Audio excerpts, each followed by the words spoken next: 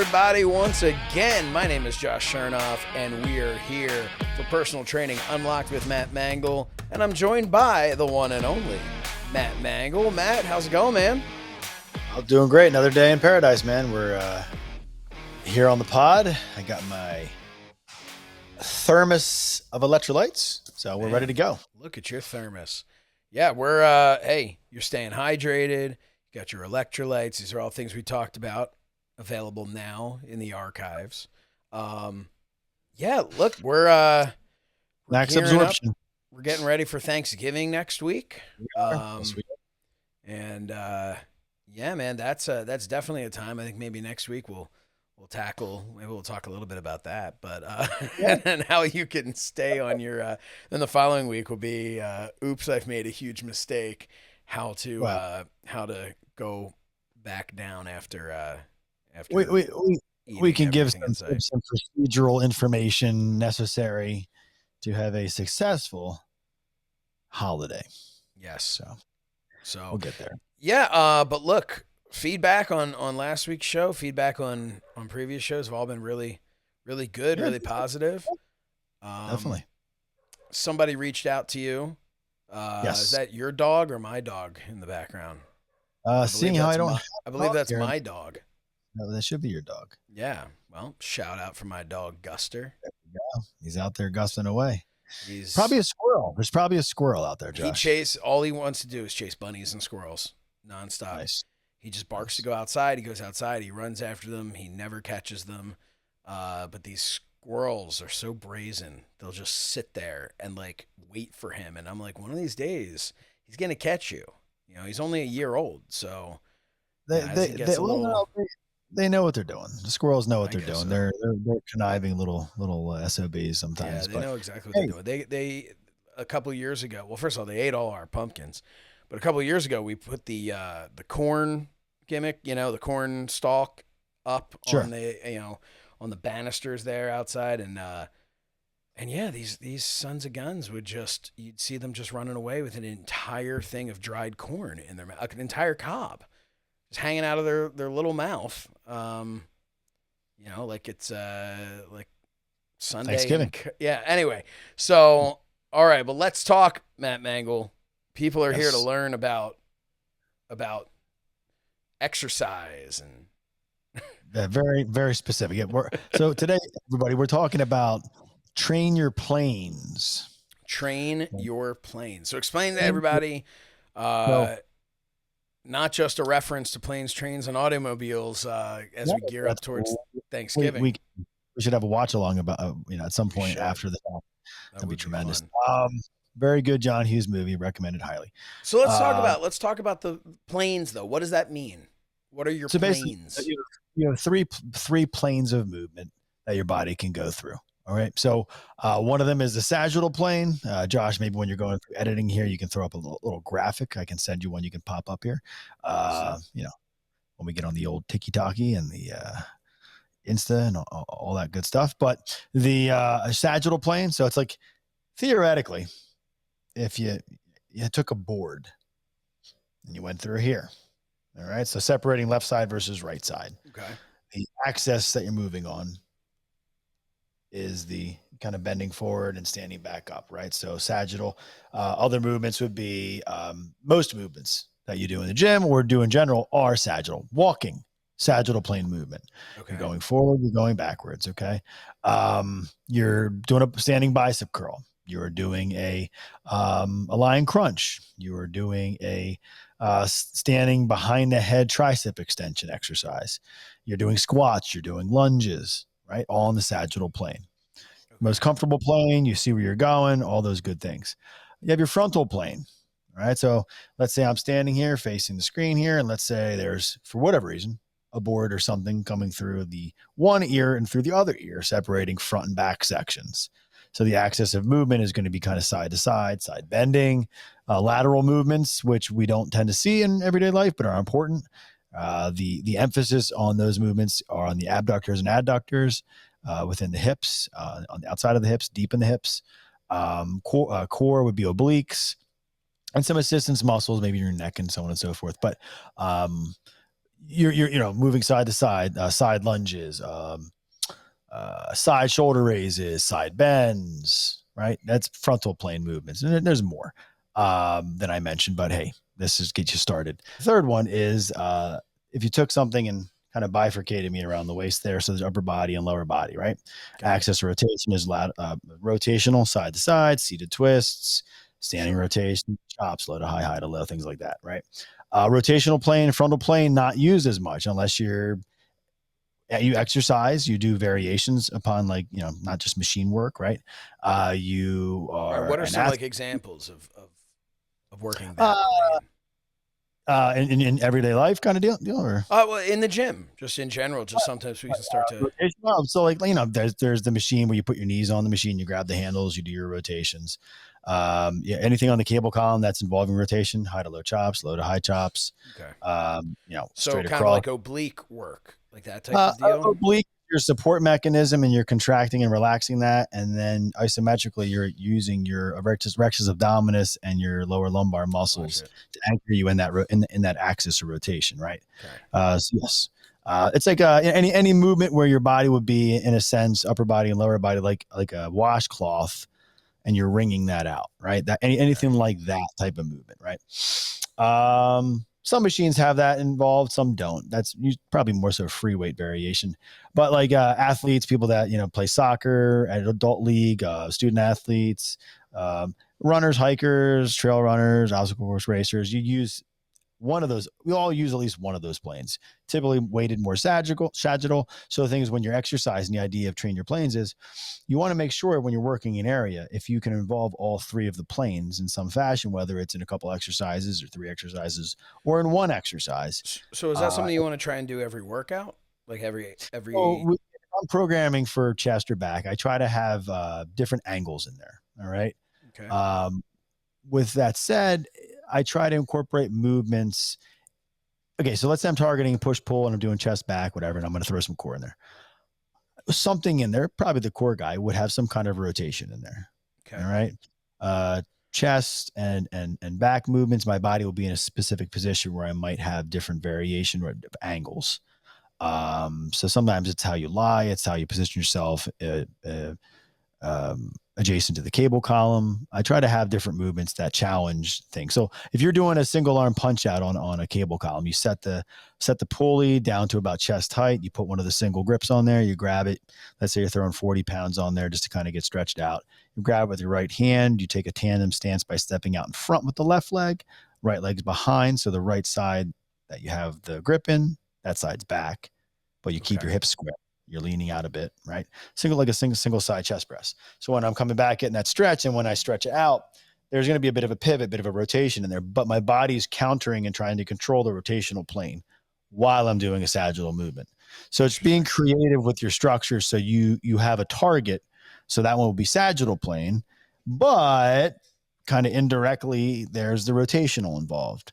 If you're doing, let's say you're doing back, let's see. So for back, the cable column is a good reference because you're controlling rotation if you're doing any kind of single side movement on there. So let's say you're doing a back exercise, right? Okay.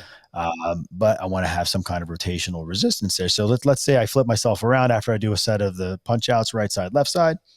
I spin around, so I'm facing the cable column. I have the grip in my left hand. I establish a stationary lunge stance where, since I have the grip in my left hand, my left leg's back.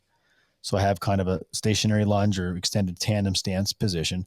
I lower myself maybe 50% to 75% of the way down. So I have that kind of almost like a stationary lunge held. I'm controlling my upper body so I'm not leaning forward. I'm pulling that arm back. I'm driving that elbow tight to my body, retracting and depressing my shoulder blade on the left side. So I have that rotation this way and I control the rotation the other way. But I'm adjusting my upper body in the sagittal plane. I'm controlling and kind of resisting the rotational plane, but I'm getting work. So kind of like anti-rotation exercises. And that might be one of the things we throw up, a couple examples of that. Demonstratively. It's always good to be demonstrative. You got to be demonstrative. I'm very kinesthetic with my gesticulations, but it all helps better on video. Save that for OnlyFans. Listen, but you can go right now if you're looking for a different kind of app, you can go to the MyFandom app. That's for sure. If you're a sports fan, pro wrestling fan, even. You go right on there and log every event you've ever attended.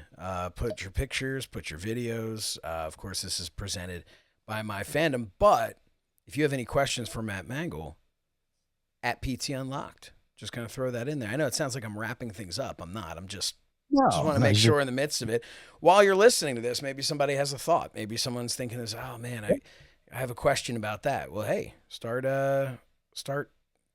texting, if you will, texting with your thumbs, That's right. Hey, look, use anything to text, but just reach out, ptunlocked@gmail.com. Send us, questions you have based upon what we're talking about. We can't tackle everything in a concise fashion in 20, 25 minutes. Right. But, we can mention things that get you thinking. And then when questions come up, hey, reach out. That's what we're here for. Basically using all the different planes when you're training body parts. Right. You can, one other reference would be, here's an easier example for people to kind of grasp maybe. Let's say I'm doing lunges. All right. Okay. Let's assume that I'm doing the right way as far as, positionally, right, front leg, back leg, body position. Okay. So all that's good to go. Let's say I'm going to do walking lunges or walking lunges, as some people say. Walking. So I'm taking my walking lunges. I'm just doing body weight, warm up set, whatever. Let's say I'm going to go 10 to 15 steps out, turn around 10 to 15 steps back. Knowing that when you do walking lunges, typically you're kind of picking a distance to go and come back. You usually do that in the gym because you don't have the room at home. But about the second half, the part back, the second half of the second half is where things kick in. And that's when most people go, okay, I'm good. Or you push into the burn a little bit, you finish that up, you see stars for a little bit, take a little breather. So if I'm just doing regular walking lunges, forward and back, sagittal plane. All right. Granted, there's probably just a little bit, I'm not totally fatigued, but it might be a little bit of, rotational control. If I'm getting staggered or something, but, second round, let's say I want to kind of amp it up. So I clasp my hands behind my head, elbows out, let's say kind of like a crunch position for the head, but I'm going to do my walking lunges, but now I'm going to step out with my left leg, get that lunge. Once I land that left leg, and remember, when you do lunges, never touch your back knee to the floor. You're asking for blowing up your patella. But anyway, you're stepping out with the left leg. You're getting down to that position. As I go down to that position, I'm going to twist and rotate my upper body, keeping it upright, not bending down and cheating, opening up the chest towards the left side, coming back to center, then stepping up through other leg and vice versa, going to the right side. And I do my set that way. First of all, it's adding a couple seconds at the base of each of those steps, which enhances the same thing that I did before as far as walking lunges down and back because there's more time. Right. But we're also now bringing in the rotational plane while we're controlling the sagittal plane. So let's say I did that on the way down. Let's say it's 15 steps. And let's say I really wanted to get crazy. I have plenty of room behind me. There's no one else around. Let's say I'm doing this out of a turf field or a track or something like that. Like this is the kind of thing you could do at a track, like a track outside, right? You could then, you're doing your lunges and your rotations, right? You get to the end point, you stay facing the way you are, and then you go backwards. Reverse lunge. So if I'm going reverse lunge, I don't need to rotate. You could, but you're going to fall over. Just keep your body upright, hands in the same position. So your core has to challenge, but I'm taking a huge step back behind me because you don't have line of sight. So that changes balance. So what you do is people tend to shorten up the step when you go back and you end up getting too narrow and you feel wobbly. You want to overstep beyond what you think you should. Plant the foot, descend into the lunge, dig in the back toes, tighten the butt, tighten the core, take a bigger step back with the other leg, trying to transition without touching down in between. But you know what? If you touch down in between, not a big deal. But that would be still sagittal plane, but in a different way because you're going backwards. Your brain, the connections in the sense of what you have to establish your balance and control your balance changes, right? So that's one way you can do it. I had a baseball coach, pretty hardcore coach, a very interesting kind of clandestine variations of exercises to do to benefit the baseball player, completely outside the box type stuff. Coach Lou Lombardo, shout out. I was going to say, is this Lou Lombardo? It's got to be. Man, he's in his 70s right now, but I wouldn't want to mess with him. He would have us do different drills, and then one of them was running backwards. Running backwards to build the strength and dexterity of the glutes and the hamstrings and the calves, right? So kind of going backwards. There's a lot of ways you can mix things up, but the idea is just to mix it up and keep it interesting, right? So anyway, this is why you reach out. We'll give you some scenarios and how you can add these types of planes and add planes to your training to make the same thing feel different within the same time, more beneficial. Hey, folks. So, full disclosure, we are having some technical difficulties with the video portion of this. So, we're just going to continue on in audio form.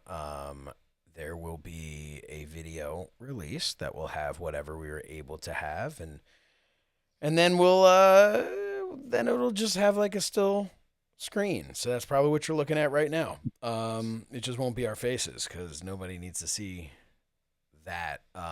So what I want to know from you, Matthew, Yes. is all right. I'm gonna go in. I'm gonna train my planes. We already talked about how you can work this into different workouts when you're working your chest, working your back, and things of that nature. Um, when did you first realize the importance of training your planes? Well, when you go over the stuff in school, right? So I got a degree in exercise and sports science from Temple University. Pretty rigorous program. I believe it still is to this day. One of the instructors were really knowledgeable. They were good about conveying information, even though there was a lot of it. But one of the things that we came across was, the planes of movement. And then when you're watching the different things and they're describing the different exercises, you're seeing, okay, well, I do the lateral side raise, I do the side shoulder raises, okay, frontal plane, and you're trying to associate exercises with the movement patterns. And you realize that a lot of people, obviously people train their strengths versus training their weaknesses. People train beach muscles, right? People train Right. what they're comfortable training. And look, at least you're training, it's something. But what you got to do is what you don't necessarily see every day. You need to train those things as well so that should you need them, your body has a program to access. Your body has a method of doing that and you don't hurt yourself, right? So if Right. you think about, I was thinking about one of the things they talk about is injury prevention and things like that with exercise. Obviously, very important. How many people injure their backs, right? Let's say I'm it's one of not them. just a chronic condition, caused by bad biomechanics, plus sitting too much, not exercising, and other things. Let's say it's an acute trauma. Typically, that's going to be with a rotation and a pull, or a rotation and a push, moving things, pulling things out of the car, shoveling snow. So if you have both a frontal and a rotational plane movement pattern to go along with the typical sagittal plane movements, your body has a program to go from, and those muscles most likely you're going to have less of a chance of injury. So that's kind of what kind of clicked with me along the way. A little bit in class, but more so a couple years later after graduation when I'm in the field and I'm training people and I'm seeing what's going on. And there's a lot of commonalities with deficiencies and movements and rigidity in the trunk and hips and so on. So basically, you're trying to preserve. We talked about this many times, the efficiency of what the body's supposed to do. We're not asking muscles to do more than they're supposed to do, other than when we're training and we're trying to push them with weights. We just want them to be able to maximize and do what they're supposed to do. And if every muscle can do that, you're going to move better, you're going to be more efficient, less chance of injury. Look, you get the book learning, and that's great. All right. You can't survive just on book learning. You have to, I think you learn more outside of that with your experiences in the field. So training people and realizing that there were a lot of similarities with people in middle age with stiffness in their trunk muscles, immobility in their hips, that were leading them to have the issues that they were having. So then you kind of go back at that point early on, and looking back at my notes and came back across the planes. And you got to make sure you preserve the planes. If the body's meant to do certain things, you got to keep things in there. And if you don't see those planes during the day in the workday, which most people don't, you got to apply them to your workout so that you maintain what the body's supposed to be able to do. And all you want is the body and the muscles to do what they're supposed to do. So if they lack function because they don't get used to doing something, then that's going to cause something else because something else is compensating. So it's all about keeping the well-balanced machine well-balanced. So If training your planes, which people don't talk about, but look, hey, you need your planes. Let's not hurt our back trying to pull something out of the car. right. Obviously, Well, we're and that's supposed the thing. It's we're what supposed to do things biomechanically, but we're not going to sometimes. So do you get right. away with A, right? And have you been exercising so that you can get away with it when you do things the wrong way? Because it's going to happen. So Right, but that's my question is obviously our focus here, and I think a lot of people listening to this is, look, we all want to look like you talked about beach muscles, right? We all want to look great, but really what we want is to be able to live a normal everyday life, doing everyday things without hurting ourselves. Some of us are athletes. Some people like yourself are, you're out, you do your runs and you do things like that take you to another level physically. But I think people just want to make sure that they're not going to get hurt on a Right. day to day. And I think that training your planes is something that can assist in that. Having these more these exercises that you're working are, how can I put this, are more geared towards everyday movements. Would you say when it comes to training your Geared planes? towards, and then it's like taking a multivitamin. You're probably going to get some decent nutrients if you have a decent diet, but you're covering the bases by making sure you get the vitamins you need. Okay. So training your planes, you're guaranteeing you're getting those movement patterns and preserving those movement patterns the way you need them, even if you may not see them during the workday.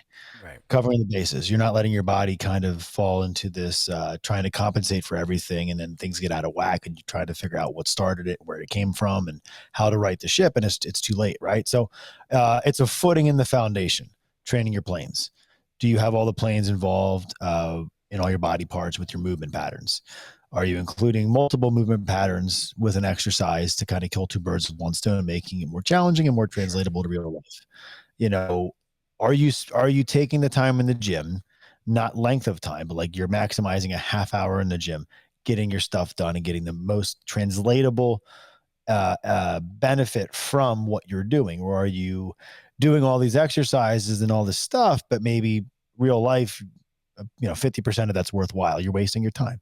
Being the most effective, being creative, and figuring out how you need to do things, not how Bob or Joe or Cindy needs to do things, but how you can take something you see, ask a question, or take something you see and modify it and ask the question again to like figure out how you need to do it, right?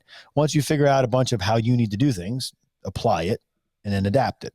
And again, that's where I come into play. ptunlocked@gmail.com. You reach out. It's about being concise, intense, and effective. Yeah, I mean that's the idea here, is that we're just going to give you a little taste, a little something to think about, a little something to look into, and then we encourage you, please, it's free. Go at PT Unlocked, ptunlocked@gmail.com. However you want to do it, reach out to Matt Mangol. Matt Mangol's gonna learn you a lesson, as they say, about fitness and about what's right for you. One guy had mentioned before, someone had written in asking about diabetes, right? Something. Yeah, gentleman asked. There was a gentleman who reached out via the YouTube, and I responded to him, and I also gave him my number, and I said, "Here, look, reach out. And let's." He asked a question generally regarding with electrolytes. Is sodium important to watch if you have diabetes type 2? Okay.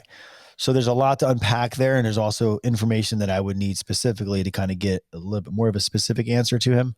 But I just gave him a general idea. This is kind of what the idea is right now with everything in current studies.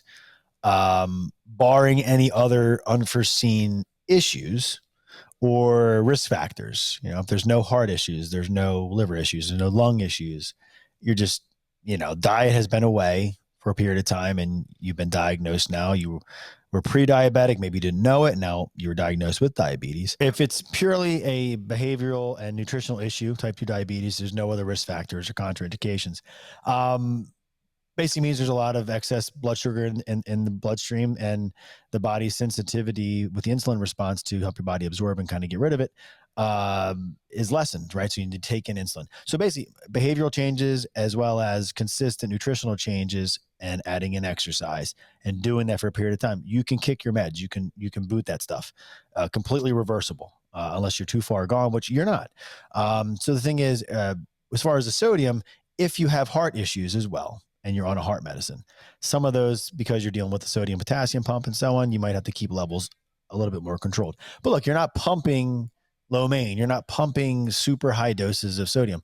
In general, it's important to pay attention that you are getting some sodium in your beverages, not just drinking pure water, right? Can the sodas, get them the hell out of there. It's all garbage. It's as Eddie Abu would say, who's a gentleman I'd recommend people checking out on Instagram.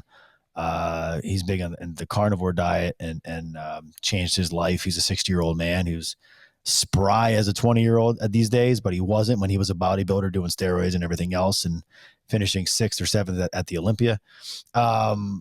He changed his life, and he goes through grocery stores and goes down the different pastry aisles and the cookie aisles and just holds these bags of things up and calls them what they are, SHIT. So the thing is, sugar basically is the devil, right? So you just keep that low, and you eat the proteins, the good fats.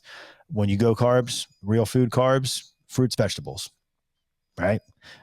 Sparingly rice, pastas I would avoid, bread I would avoid for a period of time till you get a really good hit on things. I bet 2-3 weeks, pounds drop off, things start to change, maybe 3-6 months out, maybe you can lessen the meds and get off the meds. So diabetes type 2 is reversible. You got to bust your ass, put the time in, you can completely change your life. Been done hundreds of times. So anyway. Awesome. And keep sending your questions. Gives us something to talk about on here and help educate other people. You never know who you're helping by asking those questions. But man, between the awful feed that's coming from the fact that I got 46 different shows exporting and importing and Vandalay, where I think that's the time to wrap it up here. Well, Josh, as Del Griffith in Planes, Trains, and Automobiles, which is a great movie around the holidays for Thanksgiving, check it out. Sometimes you got to go with the flow like a twig on the shoulders of a mighty stream. And we did that today. We got this done. We got it in the can. So yes, we did. And we will be back next week, pre-Thanksgiving, for another episode of Personal Training Unlocked with Matt Mangol. Thanks for joining us. Train your planes and keep on lifting.